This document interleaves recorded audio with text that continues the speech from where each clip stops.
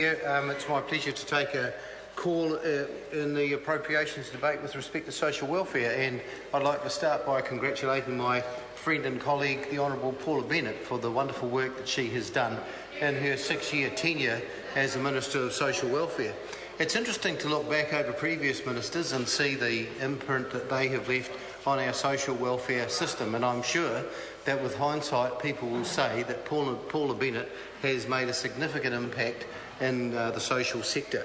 And it's interesting also to note that there is and to acknowledge, I guess, rather than note, that there is always a bit of a scrap between left and right in the way you do social welfare, because the left will always say that those of us on the right are mean and stingy and only look after our rich mates.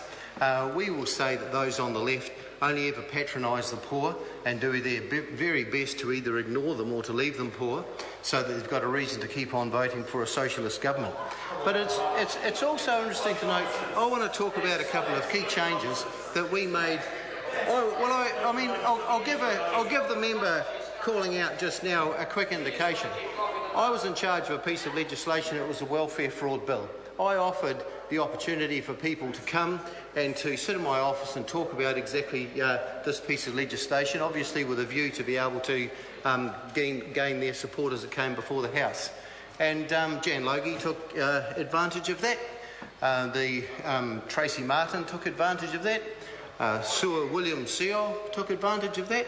But Sue Moroney's opportunity to come coincided with the Melbourne Cup. She never showed and has never been back to hear about it. So we've just heard a speech where Labor's the only lot who care, and apparently us on the right side of the House don't give a stuff. But there's a couple of initiatives I would really like to be able to just elucidate for those people who are listening. And one of them is around the independent youth benefit. So when Labor was in government, the independent youth benefit was money that was handed to those people under 18 who couldn't get the dole, who for some reason couldn't live at home, either because they wouldn't live under the rules of the house as they existed all the time, or home was a dangerous place and it wasn't good for them to live there. In any event, they were given a sum of money and that was it. Under this government, at the initiative of the Honourable Paula Bennett, those people on the independent youth benefit now get their board paid for them. They get a card with their allowance on that, and they get some discretionary spending. And at $6,000 a head, they get a budget mentor to walk alongside them, show them how to spend their money, how to save and where to put their energies in order to have a better life. Under Labor, what we know is that under the system that Labor continued with, about 100% of young people on the independent youth benefit who turned 18 went straight onto the dole. And what we know now is that only 45% of young people turning 18 going from an independent youth benefit go onto the dole, because they're going into education, or they're going into work, or they're going into training, and that's a real plus. And Paula Bennett also instituted a similar system for solo mothers under the age of 20.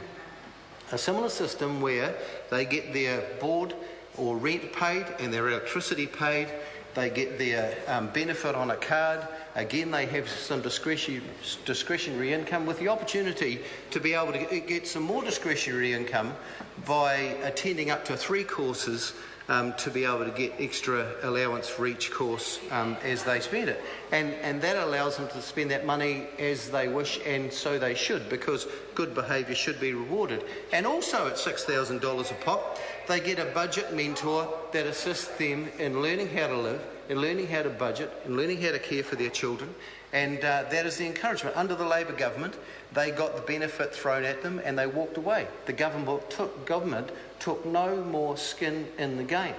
And what we know is that when we started this policy, there were 4,300 solo mums under 20 receiving that benefit. And now, 2 years later, we know that there are 2,600 of those mothers.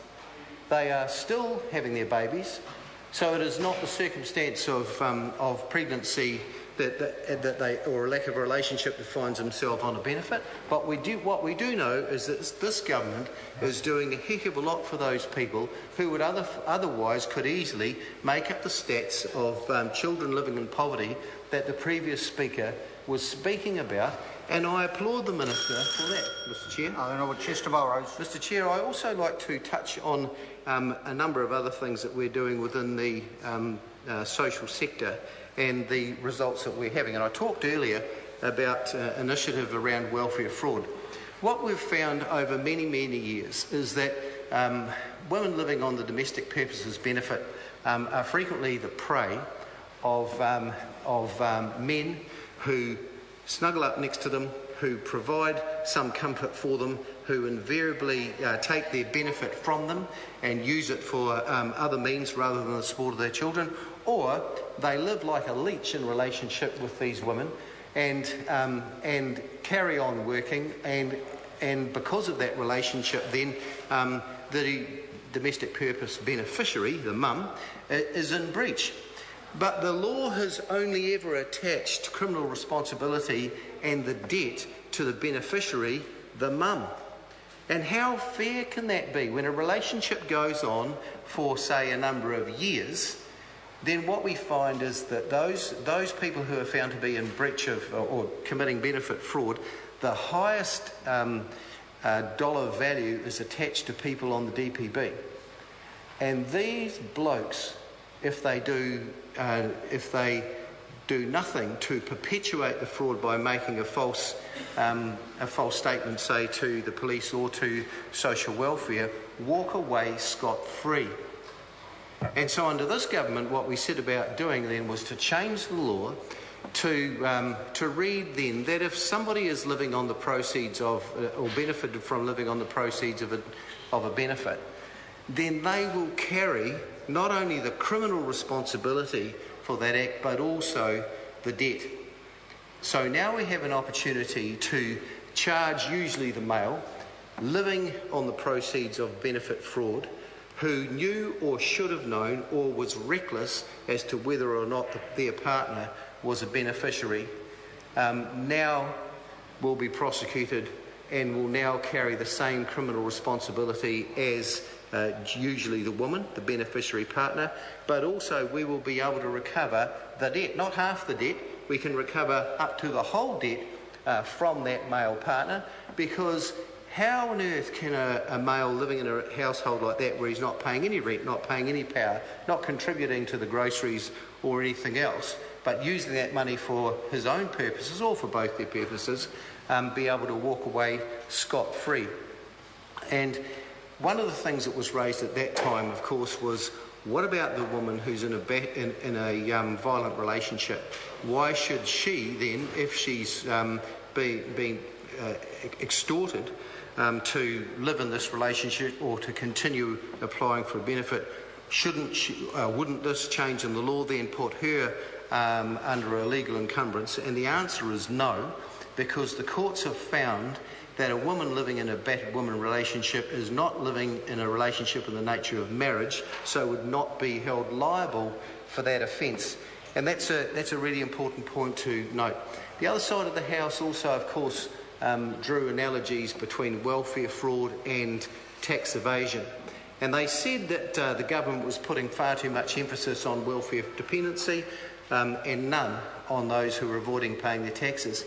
But the point that they overlooked was in a succession of 3-0 budget, this government put aside $200 million in the efforts to recover tax evasion and to get that money in. And it's easily paid for itself, and we're proud of the attributes of the IRD in doing exactly that.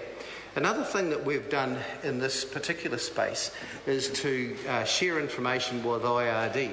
So we can find out, for instance, those people who are registered on the dole or the domestic purposes benefit or any other sickness benefit, invalid's benefit, and also working and paying tax.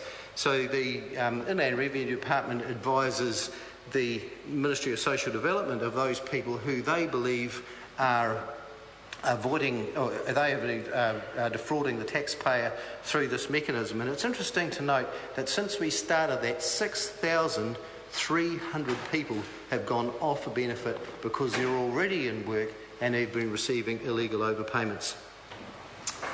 I call Jan Logan. The Green Party loves